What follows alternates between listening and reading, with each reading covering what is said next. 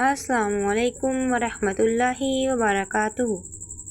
کیا آپ نے کبھی سوچا ہے کہ جمعے کا دن صرف چھٹی کا دن نہیں بلکہ یہ دن تو رحمتوں، برکتوں، مغفرتوں اور جنت کے دروازے کھلنے کا دن ہے؟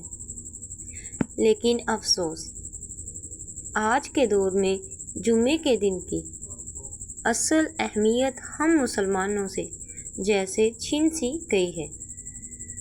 جمعے کا دن ہفتے کا سردار دن ہے۔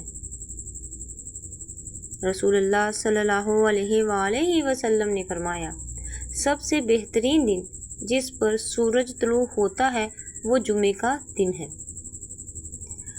آدم علیہ السلام پیدا کیے گئے، اس دن جنت میں داخل کیے گئے اور اس دن زمین پر بھیجے گئے، حتیٰ کہ قیامت بھی اسی دن قائم ہوگی۔ اور تو سوچیں یہ دن کتنا عظیم ہے، لیکن آج ہم کیا کرتے ہیں؟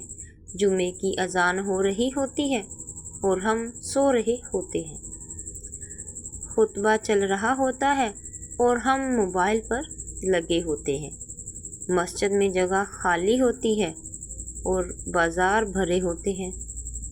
کیا یہ وہ امت ہے جسے رسول اللہ صلی اللہ علیہ وآلہ وسلم نے جمعے کے دن کی سب سے زیادہ حقدار بنایا تھا؟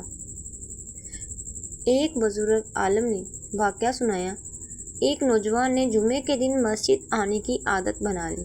ہر ہفتے غسل کر کے خوشبو لگا کر مسجد آتا۔ لوگ کہتے، کیوں اتنا اہتمام کرتے ہو؟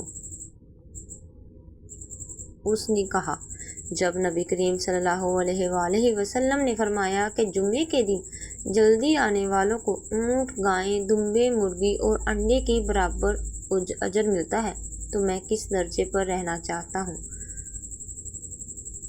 ایک دن وہ بیمار ہو گیا اور جمعے کا دن آ گیا، وہ جمعے پر نہ آیا۔ اس رات خواب میں نبی کریم صلی اللہ علیہ وآلہ وسلم کی زیارت ہوئی۔ آپ صلی اللہ علیہ وآلہ وسلم نے فرمایا، ہم نے تمہیں جمعے کی صف میں نہ پایا، سب خیریت ہے؟ وہ نوجوان روتا ہوا جاگا اور اس دن سے کبھی جمعہ نہیں چھوڑا۔ تو اے مسلمان بھائیوں اور بہنوں، اب وقت آ چکا ہے کہ ہم صرف جمعے کو چھٹی کا دن نہ سمجھیں بلکہ اسے نبی کریم صلی اللہ علیہ وآلہ وسلم سے ملاقات کا ذریعہ بنائیں۔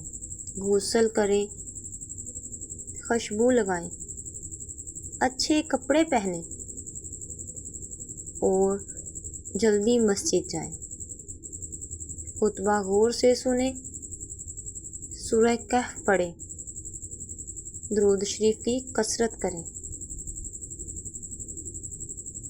کیونکہ شاید یہی جمعہ ہماری زندگی کا آخری جمعہ ہو سکتا ہے۔ ہمیں نہیں پتہ ہماری زندگی میں اور جمعہ آئے گا یا نہیں۔